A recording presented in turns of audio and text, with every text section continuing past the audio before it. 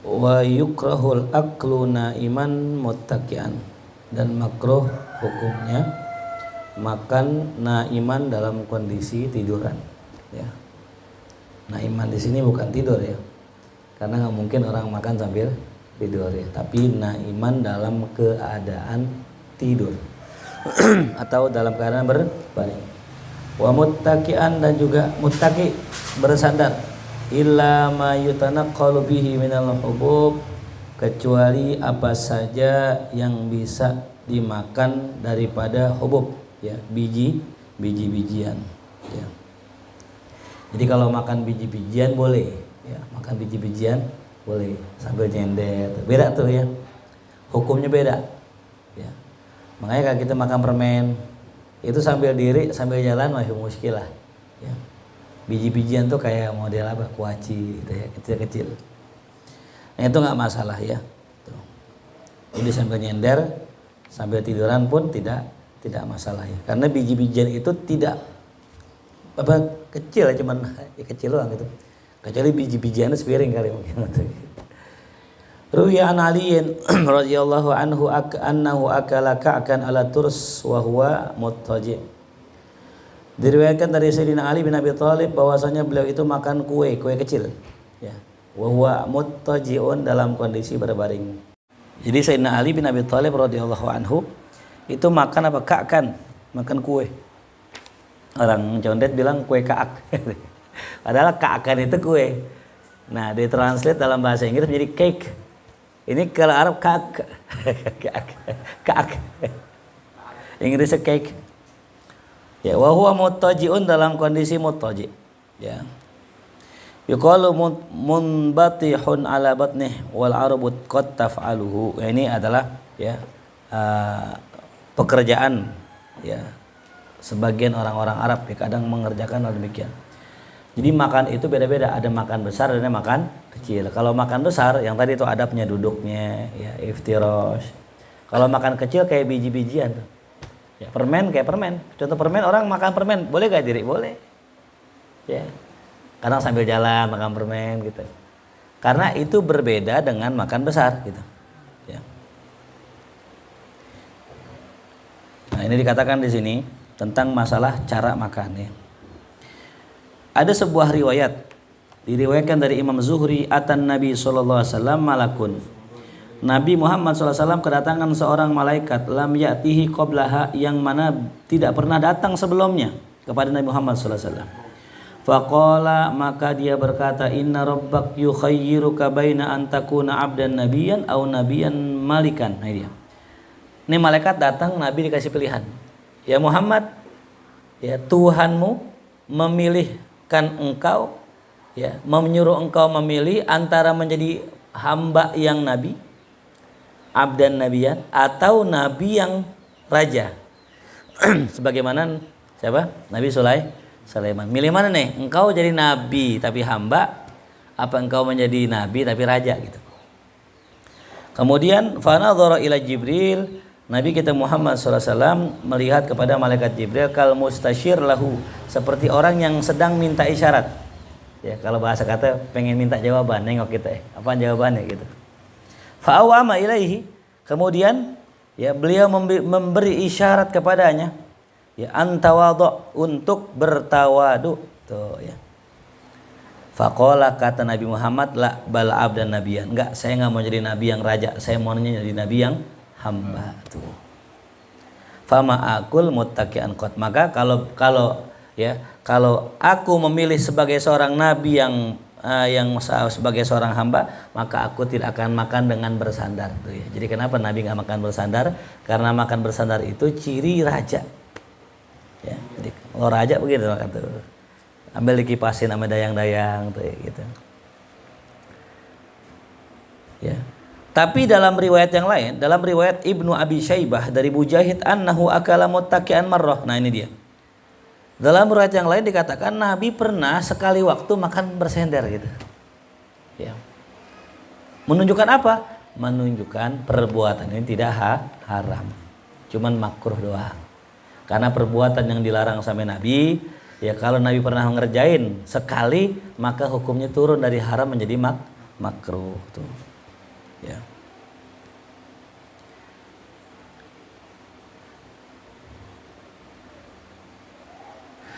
Nah, ya. Kenapa dilarang? Suatu hari malaikat Jibril melihat Nabi Muhammad SAW makan dalam kondisi bersandar. Fanahahu, kemudian dilarang sama malaikat Jibril tuh ya. Jadi kalau lagi lebaran nih, kalau kita makan kue jangan ambil apa nih? Jangan ambil nyender itu ya. Kecuali kuenya kue apa tuh? Kue kecil yang kayak gini, kacang-kacangan itu ya, kecil nggak apa-apa. Ya. Itu nggak masalah. Kalau mungkin makan nasi padang kali ya. Wa fassara al-aksarun al-ittika bil mail ala ahadil janibina. Kebanyakan para mufassir, kebanyakan ulama menafsirkan makna ittika bersandar itu adalah condong ke salah satu sisi. Jadi kalau kita makan nih, yang disebut dengan bersandar itu nggak mesti begini. Bersandar itu nih tangan kita begini aja nih. Nah itu namanya bersandar. Atau tangan kita begini, itu namanya bersandar. Sering nggak kita makan gitu? Nah itu kalau ini lain. Nih makan. Kan kita makan kadang begini tuh. Ini juga masih bersandar ini. Atau nggak sila gini, tapi badan begini. Ini ditafsirkan ulama bersandar. Nggak mesti begini. Nggak mesti. Begini juga bersandar tuh. Ya. Kenapa? Kok nggak boleh makan bersandar? Li'annahu yadurru bil akil, karena itu mudarat buat yang makan. Fa innahu yamna majra ta'am at-tabi'i an hayatihi. Karena yang namanya makan dalam kondisi bersandar itu bisa menghalangi lancarnya proses makanan. Gitu. Yang kalau proses makanan nggak lancar, ya bisa jadi buruk buat diri kita gitu. Dan juga menghalanginya ansur atinufudhi ilal ma'idah, daripada sampainya dengan cepat kepada lambung. Ada lagi yang menafsirkan begini. Ini tafsirannya, memahami makna bersandar. Wa fassaruhu bitamakkun lil akli wal qu'ud fil julus. Ya. Mereka menafsirkan dengan kokohnya ya, makan dalam posisi duduk seperti orang yang mutarabbi. Ya. Muta'ammid ala wita'i tahtih. Orang yang duduknya bersila begini nih makannya. Ya. Jadi makna bersandar itu nggak cuma begini. Orang duduk bersila aja masih bisa dianggap bersandar tuh ya. Kenapa? Karena duduk bersila itu tastad'i kasratal akli wal kibar. Ya, bisa menghendaki banyaknya makan dan sombong. Ya, kalau orang makan begini kan, makannya nyaman, dia bisa banyak tuh ya. Ada lagi ya, dengan sanad yang dhaif, Nabi Muhammad SAW pernah menegur seorang laki-laki yang makan bersandar dengan tangan kirinya gini. Ya, begini. Qala Imam Malik rahimahullah wa naw'un minal ittika, kata Imam Malik itu yang makan begini itu juga bagian dari bersandar katanya. Itu. Ya, jadi luar biasa ya tuh makan begini. Kecuali tadi ya, kecuali makan kecil. Kalau makan besar itu ada adabnya. Nah, bagaimana hukumnya makan bersandar? Dikatakan oleh Ibnul Qas, dikatakan di sini karohatuhu min khasaisi sallallahu alaihi wasallam. Ya, itu ada yang mengatakan, kata Ibnul Qas, itu mah makruhnya buat Nabi doang. Nabi kalau makan jangan nyender gitu, buat Nabi. Ada yang mengatakan enggak, itu juga makruh buat kita gitu. Kecuali dalam kondisi darurat di rumah sakit ya. Dalam kondisi sakit nyender begini, disuapin namanya bapaknya, nak makan nak. Kalau nggak mau udah lagi nyender nih, itu makruh katanya. Enggak, akan boleh. Ya, lagi darurat boleh. Ya. Kemudian apa lagi? Ada yang mengatakan juga, ya. Ada yang mengatakan hukumnya mubah ya.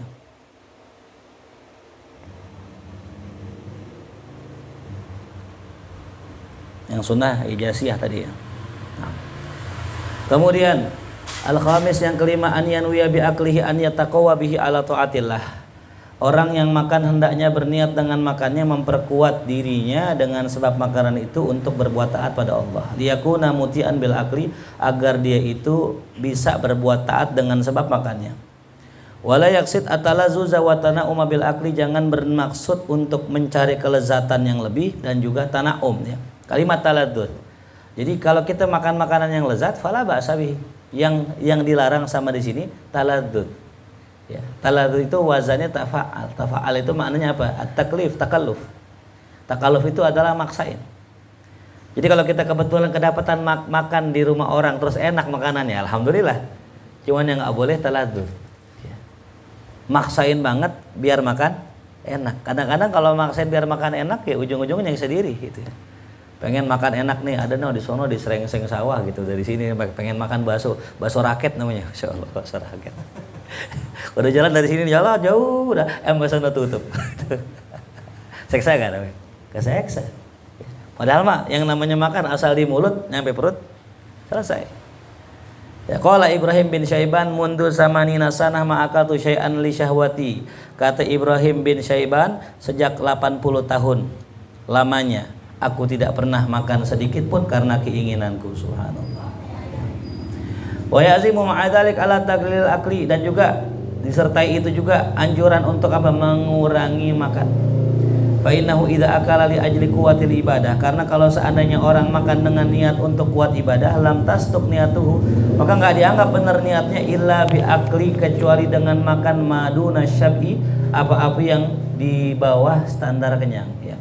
Kalau orang niat saya pengen makan biar ibadah, ya jangan kenyang. Fa inna syab'a yamna minal ibadah, karena kalau kenyang mencegah orang ibadah ya. Wala yuqawwi 'alaiha, dan juga tidak memperkuat ibadah. Fa min darurati hadhihi niyah, maka pentingnya niat ini ya adalah kasrus syahwah. Apa itu? Ya, niat makan itu menghancurkan syahwat, wa itharul qana 'alal ittisa, dan memilih hidup dengan apa adanya, alal ittisa, daripada berluas-luas. Qala sallallahu alaihi wasallam, ma mala'a adamiyun wi'an syarran min batni, tidak ada yang memenuhi ya anak Adam dari kantong yang lebih buruk daripada perutnya. Hasbubni Adam luqaimat, cukuplah bagi anak Adam beberapa suapan kecil, yukimna sulbah, yang bisa menegakkan tulang sulbinya. Fa illam yaf'al, kalau enggak bisa ya seperti tadi luqaimat, fasulusun lit ta'am wa sulusun lisyarab wa sulusun lin nafas ya, sepertiga buat makanan, sepertiga buat minuman, sepertiga buat nafas. Wa min darurati hadhihi niyyah alla yamuddal yada ila ta'am illa wa huwa ja'i, di antara pentingnya niat ini ya, alla yamuddal yada, jangan kita menjulurkan tangan kepada makanan kecuali dalam keadaan lapar ya. Apa khairul idam alju ya, sebaik-baik lauk adalah lapar ya. Kalau udah lapar apaan aja enak ya. Makan nasi pakai pisang aja enak kalau lapar ya. Padahal makan nasi kagak enak pakai pisang ya. Karena lapar banget tuh. Ketemunya nasi sama pisang gitu enak. Nasi pakai saus enak ya. Coba iya kayak kecap enak, udah nikmat. Fa yakunul ju'u, maka jadilah lapar ahada ma la budda min taqdimihi alal akli. Maka jadilah lapar itu adalah salah satu dari yang menyebabkan yaitu mengambil makanan. Summa yang bagi an yarfa'al yada qabla syab'i, maka kemudian sepatutnya ia mengangkat tangannya sebelum kenyang. Wa man fa'ala dzalika istaghna 'anit tabib. Siapa yang bisa ngerjain itu enggak perlu lagi dokter tuh ya. Enggak perlu berobat. Wa satati faidatu qillatil akli, akan datang penjelasannya tentang manfaat menyedikitkan makan dan kaifiyatu tadrij, bagaimana proses daripada penyedikitannya dalam kitab Kasyri Syahwatit Ta'am, menghancurkan syahwat makan, min rabbil muhrikat insyaallah. Asadis yang keenam, an yarda bil mawjud minar rizq. Adab yang keenam adalah ridho dengan apa yang ada dari rezeki Allah tuh ya.